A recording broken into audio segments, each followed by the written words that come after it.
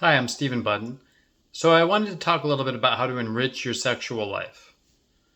Do you know most people aren't fully present with the one that's in front of them, and that may be you as well?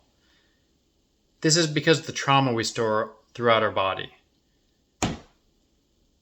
The trauma we store in our psoas, in our belly, in our pelvis. I spent many years working with women, and I noticed that in the psoas, which is a deep abdominal muscle, which in ancient Tibetan Mahamudra tradition is known as the seat of the ego because it's where we hold on to things. This was often congested with fight or flight energy. So one way to release this is to have someone lay on their back and gently release their thighs, move their legs apart, and see what happens. What clients will often say is that feels very vulnerable. And that's okay. What we're doing is retraining the body to be vulnerable in the presence, in this case, of a man, and generally.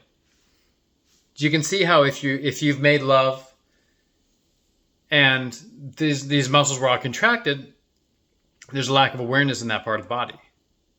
So that lack of awareness comes across as like mechanical sexual encounter. And this is the most common that most people are familiar with. I noticed that after I released this trauma in bodies, the clients would often come to me and say, I made love for the first time. I felt my body during that for the first time. I had an orgasm for the first time. Whatever it was. Because to fully experience that yin energy of surrendering, that allows the masculine to penetrate, and we get that circular flow, that yin-yang dance. This is why it's really important to heal our trauma so we can have a relationship. Now, I have a course, Rapture, about healing the relationship through healing the trauma, and a lot of it's psychological, though we do use some of the protocols that can be disseminated through social media and video, like TRE and somatic experiencing. What I do with clients in person is I physically touch the area, and I say, what is arising? What do you notice? That's a big question. Because what we notice is our life. What we notice is no small thing. What are you noticing right now? That's your life. Like, your body is your instrument for living life. The sensations, the feelings, the things you notice in your body are what your life is composed of. So,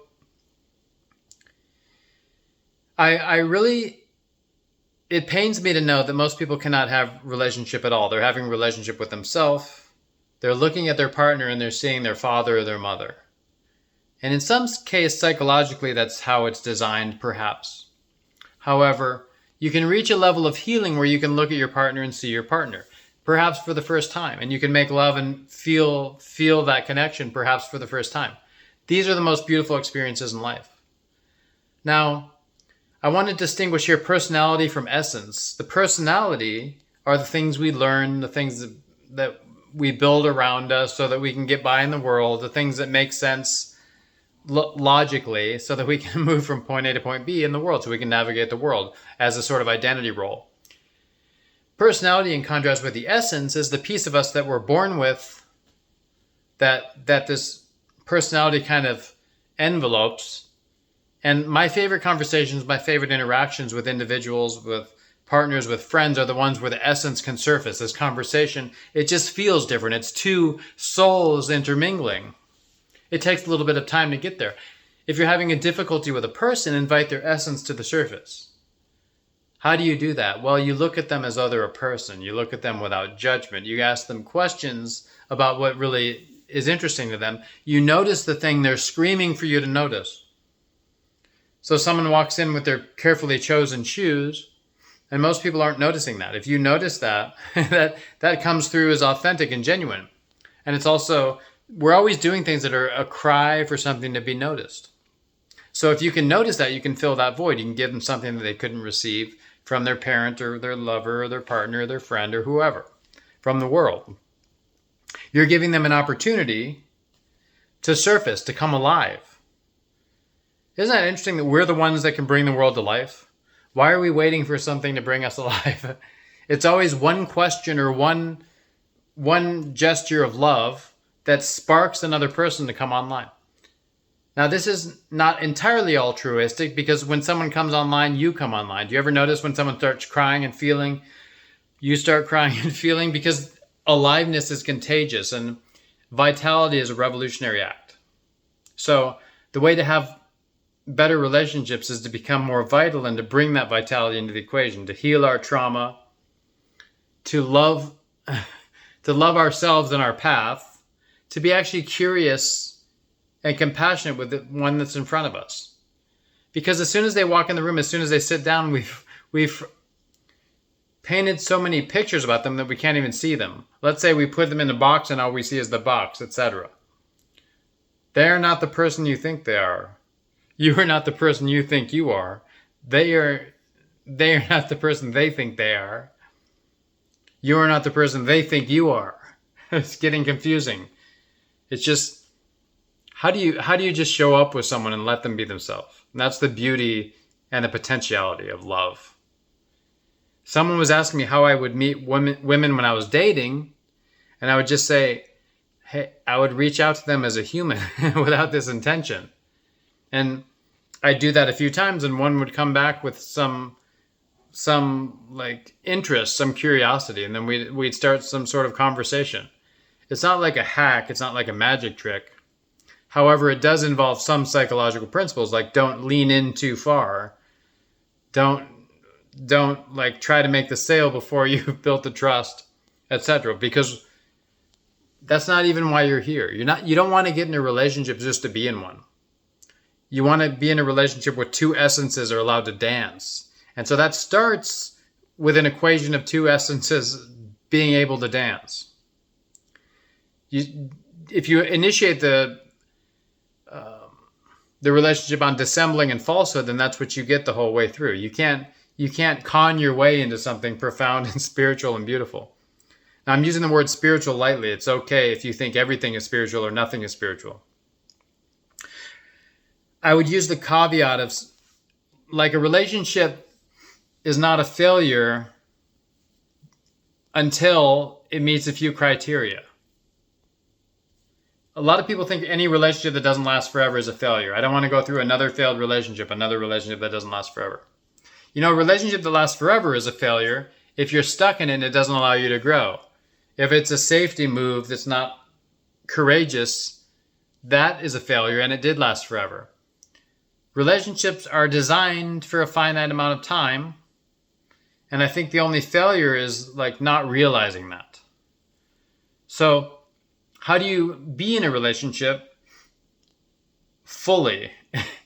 For the brief time we're here before we both die, how do you and I engage? How do you engage in the relationship? How do you show up as fully as you can, as beautifully as you can, as you can?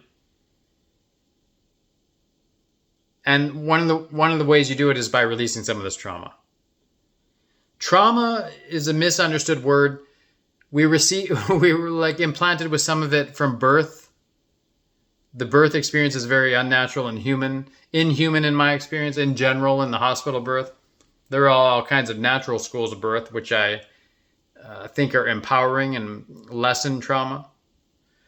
If you ask your mother or your grandmother about their birth story, or the story of the birth of you might hear about a lot of trauma, or you might know about a lot of trauma. So is trauma woven into the equation in general? Because we seem to enter the world with a lot of it. In my experience, some more than others, in my experience, it is part of the equation. I just embrace it because then you can heal it. Like, life lived from a state of pure innocence means one thing. Life lived from a state of healed trauma, a reclaimed innocence, is a lot more profound and beautiful. This is why go sit in the grass as a child. There's something beautiful to watch in that. For the child, they may not even remember it.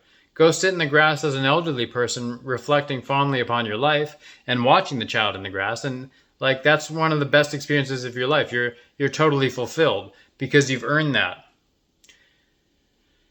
When I say I help women release the trauma from their pelvis, there's no, it's with clothing on, it's just moving muscles. I wish more people knew about this because it's world changing. And a lot of people think they have to go so much further than that and go howl in the moon when they're not physiologically releasing the trauma. This is the simplest way. we can do it with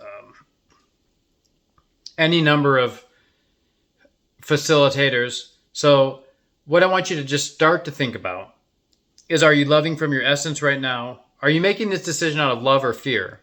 Because that determines if you're living out of your essence or your personality. You know, the fear is trying to protect a piece of you that's not really real, unless it's a life-threatening fear. I'm talking about all the other fears, the fear you're thinking about right now. It's not a fear of falling off a cliff. It's not a fear of getting bit by a snake. It's a fear of something that's invented, a fictitious fear, false evidence appearing real. So this is an invitation to love courageously out of your essence. That's it. So I hope you'll accept this invitation. And I don't mean take my course or my program necessarily. Like, that doesn't make a difference. That's one way to go through a lot of this stuff. It's holistic, and hopefully it shaves off 10 years of what you're working on. And then perhaps we'll get to work together in the in-person, deeply intensive work after that. However, none of that matters. How you find ways to heal, That's the most important thing. And I say that with this other caveat. Don't be stuck in trying to find ways to heal. Don't get stuck in endlessly healing. Your pattern is in the past. In the past, you related to people like this. Now, you relate to people in an open, loving, courageous way. And going forward, you're expanding every day into more and more love. That's way more empowering than pushing against this thing forever. So again, I'm Stephen Budden. Some esoteric relationship tips. I hope that helps. Thank you so much.